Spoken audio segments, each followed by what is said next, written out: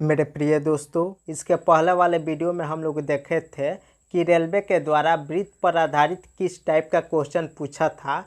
उसी क्वेश्चन को हम लोग आगे बढ़ाएंगे। क्वेश्चन नंबर 1 में दिया है एक वृत्त का व्यास 7 सेंटीमीटर है तो उसका क्षेत्रफल ज्ञात करें।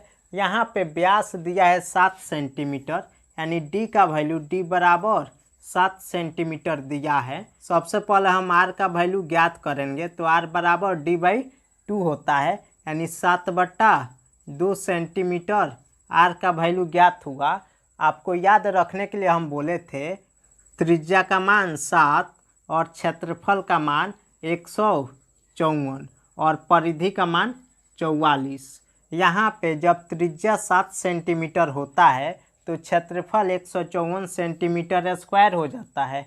तो यहाँ पे त्रिज्या 7/2 है, यानी त्रिज्या को आधा कर दिया गया, यानी 7 से 7/2 कर दिया गया तो क्षेत्रफल आधा का स्क्वायर हो जाएगा, यानी 1/2 का स्क्वायर हो जाएगा। तो 1/2 का स्क्वायर होगा यहाँ पे 1/4, यानी 154 का 1/4 हम करेंगे। जितना वैल्यू प्राप्त होगा वही वैल्यू इसका क्षेत्रफल होगा। तो 4 से इसको काटाएंगे तो 4 3 12, शेष 3 बचेगा, 4 8 32, 4 5 20, यानी 38.5 सेंटीमीटर स्क्वायर इसका क्षेत्रफल होगा। तो ऑप्शन बी नंबर इसका आंसर होगा। यह रेलवे के एनटीपीसी एग्जाम में 4/4/2016 में पूछा हुआ क्वेश्चन है।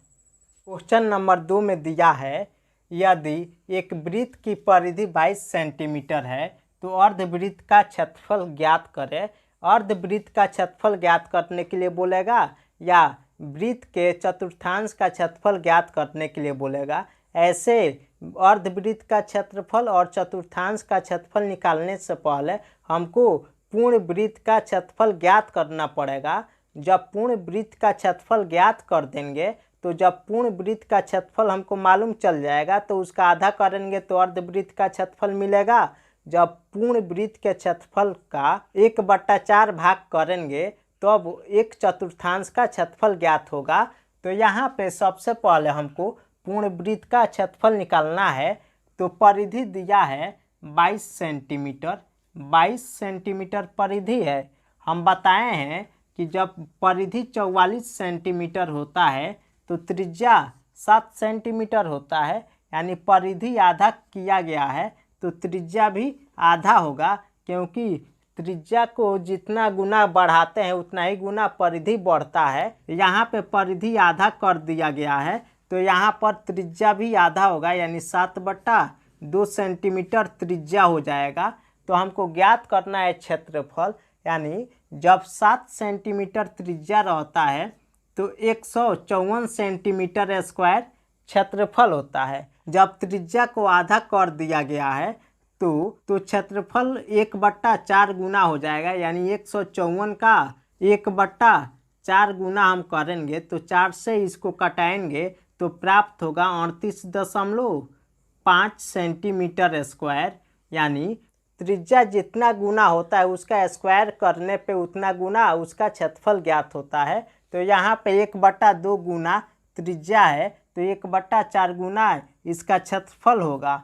तो 154 का 1/4 भाग हम ज्ञात किए हैं तो 38.5 सेंटीमीटर स्क्वायर प्राप्त हुआ है। तो हमको अर्धवृत्त का क्षेत्रफल ज्ञात करना है। 7/2 सेंटीमीटर त्रिज्या वाला वृत्त का क्षेत्रफल ज्ञात हो गया 38.5 सेंटीमीटर। तो इसी वृत्त के क्षेत्रफल आधा क्षेत्रफल ज्ञात करना है, तो इसी में हम 2 से भाग करेंगे तो हमको प्राप्त हो जाएगा 19.25 सेंटीमीटर स्क्वायर। यही इसका आंसर होगा। तो ऑप्शन बी नंबर इसका आंसर होगा। यदि एक वृत्त की परिधि 18 पाई सेंटीमीटर है तो वृत्त का क्षेत्रफल ज्ञात करें। यहाँ पे परिधि 18 पाई सेंटीमीटर दिया है, पाई का वैल्यू पुट नहीं किया है, पाई का वैल्यू पाई में ही रहने दिया है। तो यहाँ पे जब त्रिज्या 8 सेंटीमीटर होता था तो परिधि ज्ञात होता था 2πr, 2πr परिधि होता था। कब? जब त्रिज्या 8 सेंटीमीटर होता था। तो यहाँ पे परिधि का वैल्यू दे दिया है 18 पाई, यानी 18 पाई परिधि का वैल्यू दिया है। यहाँ पे पाई के जगह पे पाई है, 2r के जगह पर 18 है, यानी हम r का वैल्यू यहाँ पे 1 मान लेते हैं, यानी r का वैल्यू हम 1 मान लेते हैं। तो यहाँ पर भी r का वैल्यू 1 हो जाएगा। तो देखिए तो परिधि कितना गुना हो गया, जब r का वैल्यू 1 रहा तो यानी परिधि 9 गुना हो गया, 2 से 18 हुआ है तो 9 गुना परिधि होगा। तो यहाँ पे जब परिधि 9 गुना हुआ है तो त्रिज्या भी 9 गुना होगा, यानी 1 से त्रिज्या बढ़ करके 9 हो जाएगा। अब यहाँ पे हमको त्रिज्या ज्ञात हो गया, त्रिज्या ज्ञात हो गया तो क्षेत्रफल ज्ञात करना है। तो क्षेत्रफल ज्ञात करने के लिए त्रिज्या जितना गुना होता है उसका स्क्वायर करते हैं तो क्षेत्रफल ज्ञात होता है। यानी त्रिज्या जब 1 से 9 हुआ यानी 9 गुना हुआ तो क्षेत्रफल 9 का स्क्वायर करेंगे, यानी 81 पाई सेंटीमीटर स्क्वायर इसका क्षेत्रफल होगा। क्योंकि पाई के जगह पर पाई को ही रखा गया है तो ऑप्शन सी नंबर इसका सही आंसर होगा। 28 मीटर व्यास वाले एक वृत्ताकार मैदान को समतल करने की लागत क्या होगी यदि शुल्क 125 रुपया प्रति वर्ग मीटर हो। यहाँ पे समतल करने का शुल्क दिया है 125 रुपया प्रति वर्ग मीटर, यानी प्रति वर्ग मीटर जब शुल्क दिया है तो क्षेत्रफल ही वर्ग मीटर में होता है। तो सबसे पहले हमको यहाँ पे क्षेत्रफल ज्ञात करना पड़ेगा। यहाँ पे व्यास दिया है डी का वैल्यू 28 मीटर है। त्रिज्या यहाँ पे ज्ञात करेंगे, यानी आर का वैल्यू 14 मीटर हो जाएगा, क्योंकि 28 का आधा करेंगे तो 14 मीटर होगा। यानी जब 7 सेंटीमीटर त्रिज्या रहता है तो क्षेत्रफल हो जाता है 154 क्षेत्रफल होता है। तो त्रिज्या जब 2 गुना किए हैं यानी 7 से 14 हो जाएगा, 7 से 14 त्रिज्या होगा, जब 2 गुना होगा तो क्षेत्रफल इसका 4 गुना हो जाएगा। तो 4 चौका 16, 15 चौका 60, 61, 616 मीटर स्क्वायर इसका क्षेत्रफल ज्ञात हुआ। तो हमको ज्ञात करना है कि 125 रुपया प्रति वर्ग मीटर की दर से समतल करने का खर्च।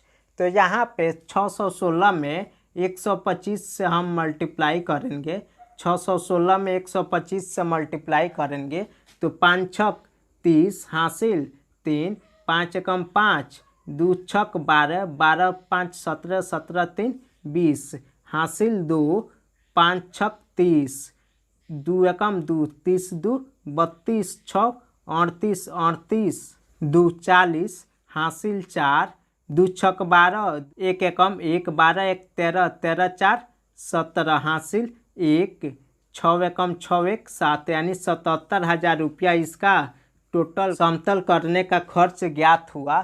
तो यहाँ पे डी नंबर इसका आंसर होगा। ऐसे ही सटीक आंसर पाने के लिए किसी भी क्वेश्चन का इस चैनल को सब्सक्राइब करिए, बेल आइकन को प्रेस कीजिए कि प्रत्येक वीडियो का नोटिफिकेशन आप तक पहुँच पाए।